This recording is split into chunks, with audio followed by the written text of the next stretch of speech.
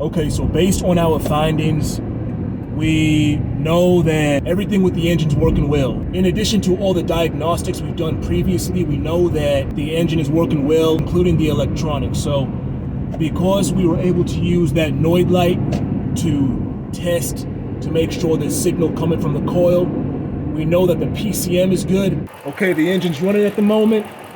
It is shaking. It feels like a dead misfire. I'm pretty sure that's what it is. So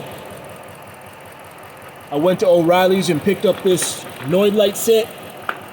I'm gonna make sure and I'm gonna see if that coil pack is getting signal. Because when I remove the plug,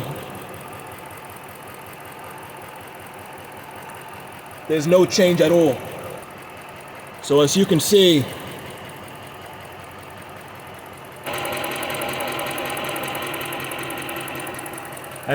there is signal. If the Noid light was not blinking, that would have meant there was either bad wiring or a bad PCM. Both of which I would have been surprised by, considering the vehicle only has about 133,000 miles on it. Yeah, that would have been surprising if the PCM had failed at about 130,000 miles. So the bad news now is that we got to take the engine back apart. What I think happened was the first time the last guy who worked on the engine took it apart, probably put the lifters in the wrong spot. They probably put a regular lifter in place of where an MDS lifter should have been, and probably mixed up the positioning of those. Now, remember, I checked those lifters, but I did not ensure that the MDS lifters and the regular lifters were in the correct spot. Considering all the other mistakes that were done and all the mess that was going on in the engine due to the incompetence of the last mechanic, I am inclined to believe that they probably made a mistake with regard to the lifter positioning as well. So we're gonna pop that cylinder head back off, check the lifters, make sure they're in the right spot.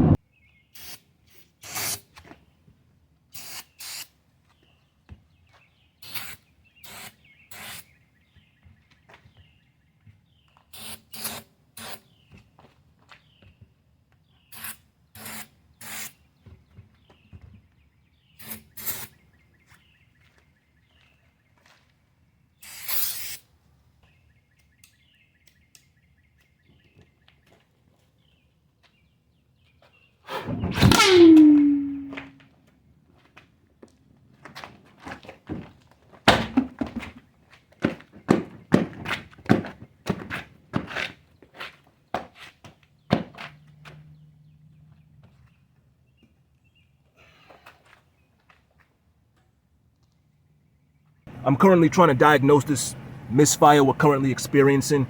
So I have this live data hooked up right now. I am monitoring the O2 sensors. When I rev the engine,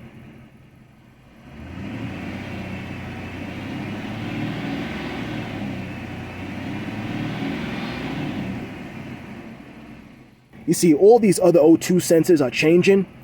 However, this one, sensor 1, bank 1, is just stuck at 1.27.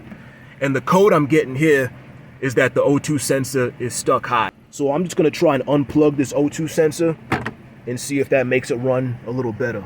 Here's our aftermarket O2 sensor, which was only about $12, if I remember correctly. O2 sensor is in. Let's start it up and see if it reads. We are now at hot idle, about 600 RPM. The O2 sensor is reading that new one we just put in. So it is reading, however, the left bank 1, still showing a rich condition. Engine is still shaking. It still has that misfire.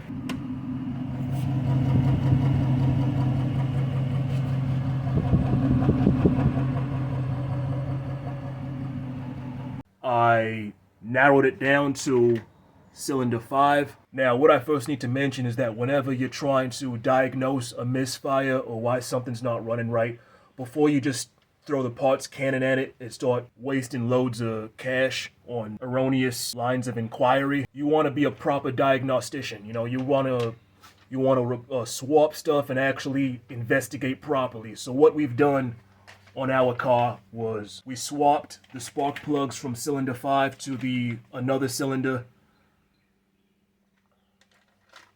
That didn't change anything. It was still misfiring at cylinder 5. Then we swapped the coil packs. Didn't change anything. Still misfiring. So we know it's not the spark plugs or the coil pack. Next, we swapped the injector. We swapped the cylinder 5 injector to cylinder 1. No change at all. At this point, I began doing some more invasive investigations. So I popped off the valve cover and looked at it, made sure the push rods are going up and down in order to make sure the lifters are working, the camshaft is good. That all looked okay. Following that was a compression test. You can see here the results from the compression test. All of them were sufficient, except for typically what you want to see with these engines is a compression at the very low end, 120, at the very high end, 200 or so. As you can see, all of them were okay.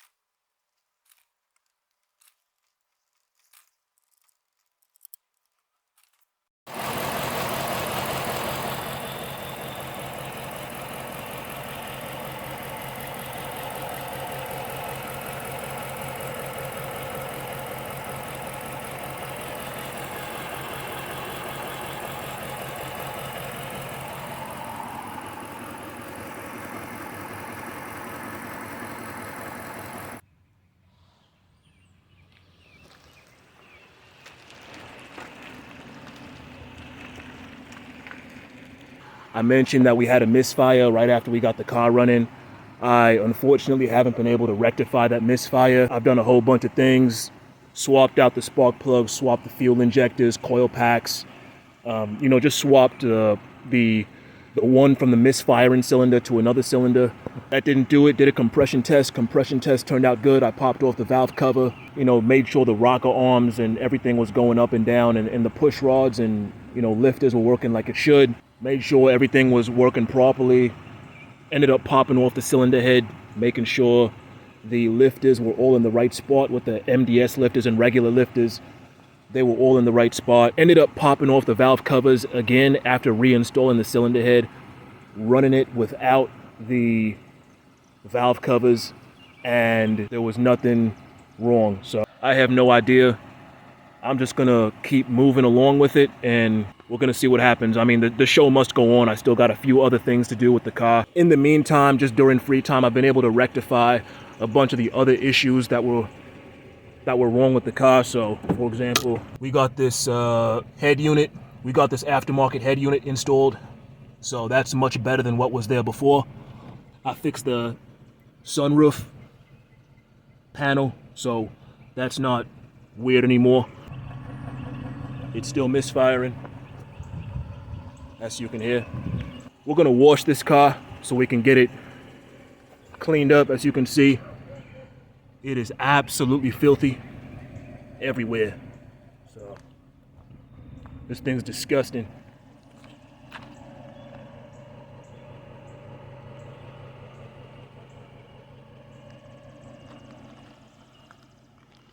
Looks awful. This thing hasn't been washed in a long time. So yeah, we are off.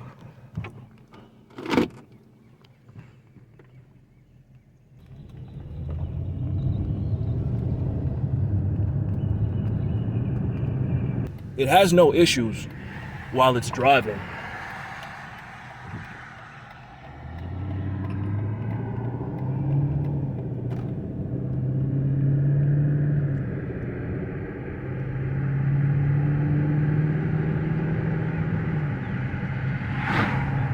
You see, it drives great. You know, while it's driving, there's no problem. You know what I mean? There's no misfire. I don't feel anything at all. It's only at idle when the engine's shaking and there are all those other issues. Yeah. Okay. Well, that's the TPMS. So we'll see. Okay. It still hasn't detected the new wheels yet.